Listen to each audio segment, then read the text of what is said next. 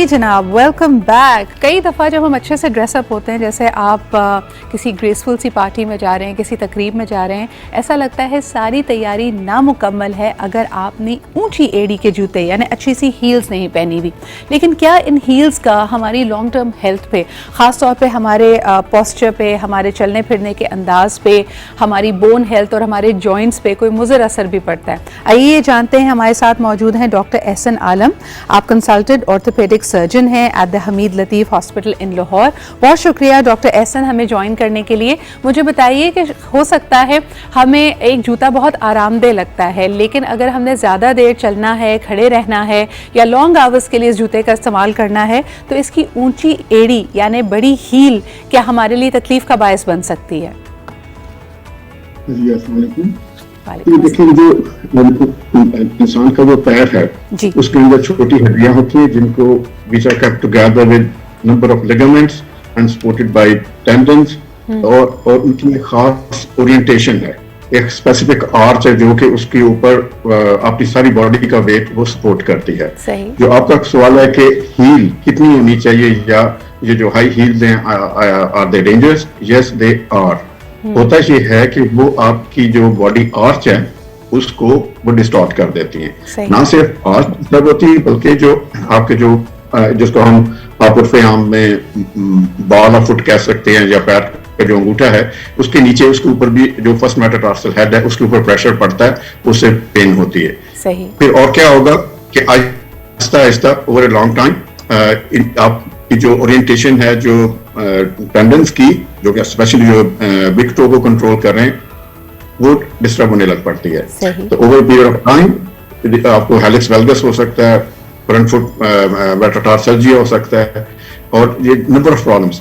थोड़ी देर के लिए पैरना किसी फंक्शन पे आप कर सकते हो वैसे, लेकिन इन द लॉन्ग रन इसका आपको नुकसान ही होता है। Especially they are not recommended for everyday.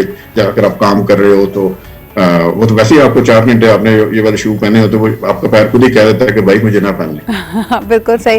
Doctor साहब, 2-3 सवालात आपके लिए बड़े इंटरेस्टिंग आए हैं। हमारे पास सबा का सवाल आया, वो पूछ रही हैं कि मैं जब भी ऊंची यानी बड़ी हील का जूता पहनती हूँ, थोड़े अरसे के बाद मेरी हील टेढ़ी हो जाती है। ये किस तरफ इशारा कर रहा है? क्या पैर की साख में कोई मसला है, चलने के अंदाज में कोई प्रॉब्लम है?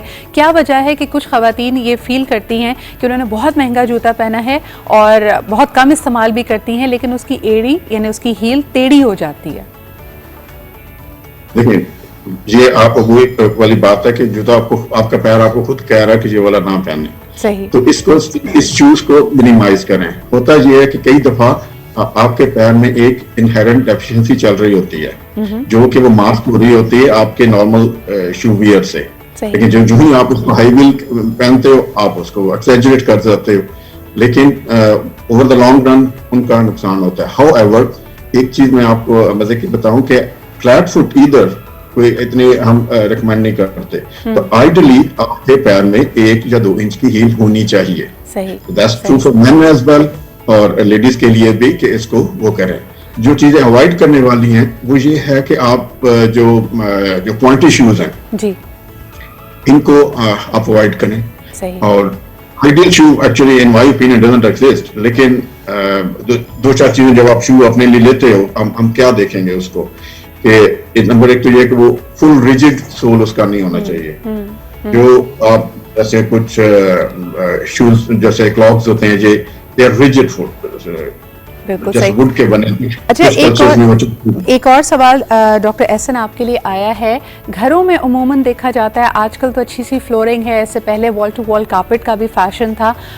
इस बात में दोनों तरफ मुझे लगता है बहस होती है, डिबेट है इस पे कि घर में हर वक्त आपने जूता या चप्पल पहन के रखनी है या पैर को कभी कभार नंगे पैर चलने की भी आदत देनी चाहिए, और वो पैर की सेहत के लिए, उसकी ओवरऑल नर्चरिंग के लिए ज़रूरी है कि जैसे कहते हैं ना हवा लगती है उसको या ऑक्सीजन लगती है। कई लोग यहाँ तक कहते हैं कि सुबह सुबह नंगे पैर पे घास पे चलना बहुत अच्छा है आपकी सेहत के लिए। तो ज़रा ये बताइएगा कि नंगे पैर चलने के कोई फ़वायद हैं?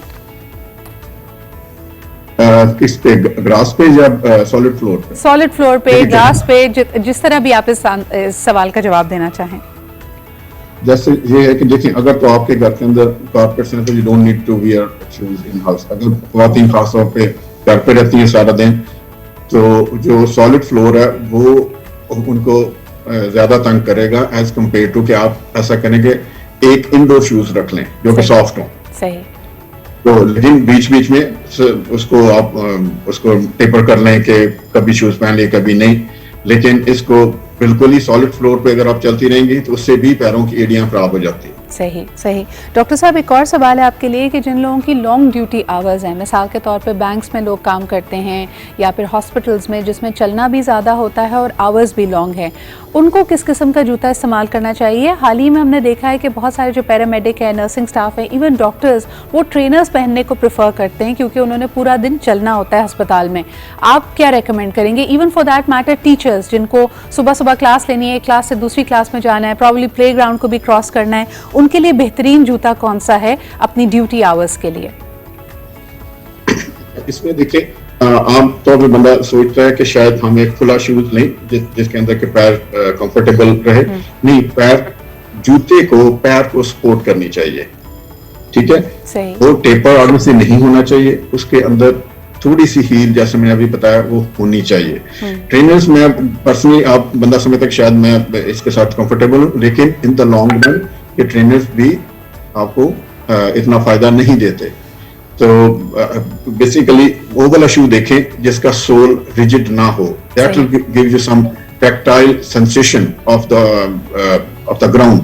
बिल्कुल सही। आपको फीडबैक मिलेगी और वो आपको ऐसे कंफर्टेबल रहेगा। बिल्कुल सही। डॉक्टर एहसन, एक आखिरी सवाल करना चाहूंगी जो मुझे लगता है बहुत इंटरेस्टिंग है। ये तहमीना का सवाल है कराची से। उन्होंने कहा कि पोस्ट डिलीवरी यानी प्रेगनेंसी के बाद खवातीन के शू का साइज क्यों तब्दील हो जाता है? वो कहती है सारी जिंदगी हम एक साइज का जूता पहनते हैं लेकिन पोस्ट प्रेगनेंसी साइज बढ़ क्यों जाता है? देखिए प्रेगनेंसी में होता ये है, पहले तो सबसे पहली बात तो ये कि प्रेगनेंसी में आपका सेंटर ऑफ ग्रेविटी जो है ना वो चेंज हो जाता है। ओके।